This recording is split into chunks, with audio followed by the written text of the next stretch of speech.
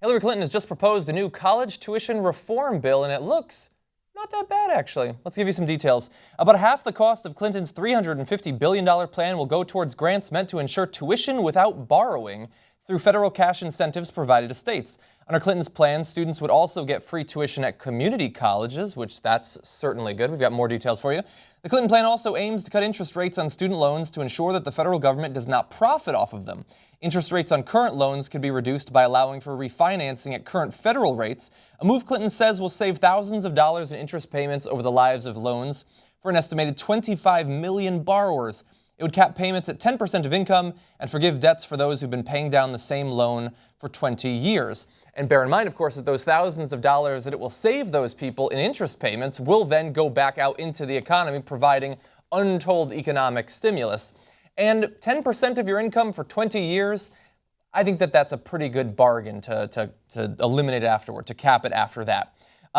It goes on and says, this includes allowing every American with outstanding public debt to refinance their student loans at today's low interest rates, which would certainly help me, cutting interest rates to reflect the government's cost of borrowing, and making it far easier for students to enroll in income-based repayment that limits crushing debt. There is, after all, something like the program that we were just talking about, but the requirements are somewhat more stringent than they would be under Hillary Clinton's proposed plan.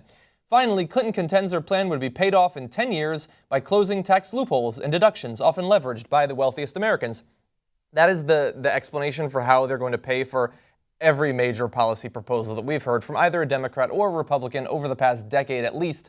And they don't, of course, ever do it. And it makes me wonder, when they finally do eliminate those loopholes, how are they then going to explain how they're going to pay for anything? I don't know. We'll have to leave that for another final judgment. Now, overall, will this ever become law? I don't know. Totally depends on what the Congress and the Senate look like if Hillary Clinton was ever to become president. Is this much of anything compared to Bernie Sanders' plan? Not really, no. In fact, under Bernie Sanders' plan, tuition to public colleges would be free, which is certainly better than simply making it cheaper under this plan. Is she doing it purely to gain more of the youth vote? Perhaps. That's certainly an attack that's being launched against her.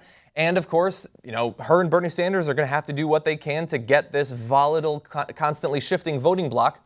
But at the same time, college students are not the only people that pay for these loans. Very often, their parents or other benefactors have to sign on as at least co-borrowers. And so this will save them a lot of money as well. And at the end of the day, look, I don't know exactly what it is that put enough pressure on Hillary Clinton that she proposed this plan, whether it is quite simply, idealistically, her conscience, and she's a liberal and wants to improve the situation of students, or if it is, in fact, her wanting to get more youth votes, which is a bit cynical, but I can understand, and as long as it's a good policy, that's probably okay.